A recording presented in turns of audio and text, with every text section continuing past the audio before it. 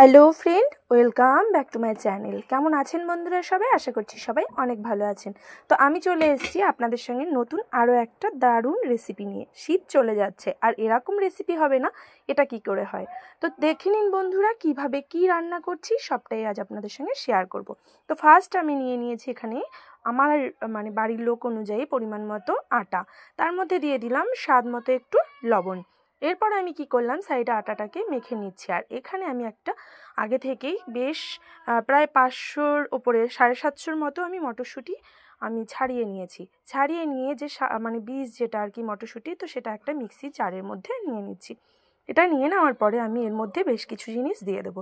তো কি কি দিচ্ছি বন্ধুরা, একটা কথা বলবো শুরুতেই, আমি যেহেতু একদমই নতুন, তো আপনাদের যদি আমার ভিডিও ভালো লেগে থাকে তাহলে অবশ্যই চ্যানেলটিকে সাবস্ক্রাইব করে সাথে থাকা বেল আইকনটি বাজিয়ে দিয়ে পাশে থাকবেন।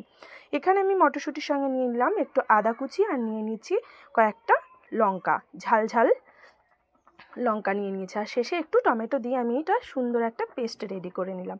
আর এই সাইডে আমি কি করলাম, কড়াইয়ে বসিয়ে দিলাম একটু বেশি করে তেল, আর তার মধ্যে 5 ফোড়ন দিয়ে এই যে পেস্ট করে রাখা যেটা মটরশুঁটিটা, সেটাকে দিয়ে ভালো করে একটু কষিয়ে নিচ্ছি। আর এর মধ্যে এরপরে আমি দিয়ে দেবো স্বাদ মতো লবণ, দিয়ে দেবো পরিমাণ মতো হলুদ গুঁড়ো। আর আপনারা যদি এর থেকেও বেশি ঝাল খেতে চান তাহলে আর একটু। তো এবার আমি এই সাইডে তরকারিটা বসিয়ে দিয়ে পেস্ট করা মটরশুঁটিটাকে দিয়ে দিয়েছি, দেখতেই পেলেন। আর এখানে আমি এবার সুন্দর করে আটাটাকে আর একবার মেখে লেচি কেটে নিচ্ছি। ছোট ছোট করে এভাবে আমি লেচি কেটে নিচ্ছি। আর বন্ধুরা যেটা বলছিলাম, যে আপনারা যদি এর থেকে ঝাল বেশি খেতে চান তাহলে আপনারা এর থেকে বেশি একটু লঙ্কা বা লঙ্কার গুঁড়ো দিয়ে দেবেন। তো এবার আমি কি করলাম, এগুলোকে সব কটাকে আমি এভাবে সুন্দর করে কেটে নেব, লেচি কেটে নেব। তো কেটে নেব, যাই হোক।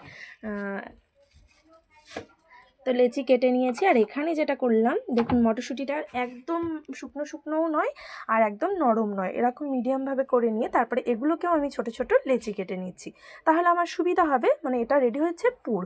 তো এবার আমি কি করব, হাতে ভালো করে তেল মাখিয়ে এবার আমি এই পুরটাকে এই আটার মধ্যে এইভাবে দিয়ে দিচ্ছি। যেভাবে দিচ্ছি সেমভাবেই কিন্তু দিতে হবে প্রত্যেকটা, যেরকম আমরা মোমোতে পুর দিয়ে থাকি, তো সেভাবেই কিন্তু আমি এই আটার লেচিগুলোর মধ্যে মটরশুঁটির পুরটা দিয়ে নিচ্ছি। তো প্রত্যেকটা পুরি আমি এভাবে সুন্দর করে দিয়ে নেব। আর এখানে আমি নিয়ে নিয়েছি বেলনি, তো তার উপরে ভালো করে তেল মাখিয়ে এবার সুন্দর করে বেলে নিয়ে গরম তেলের মধ্যে দিলেই কিন্তু রেডি হয়ে যাবে। গরম তেলের মধ্যে দিয়ে এপিট ওপিট করে ভেজে নেব, এই যে দেখতেই পাচ্ছেন। আর এগুলো একটু বড় করেছি, আপনারা চাইলে ছোট করেও নিতে পারেন, আমি একটু বড় করে নিয়েছি। আর কত সুন্দর ফুলেছে দেখুন।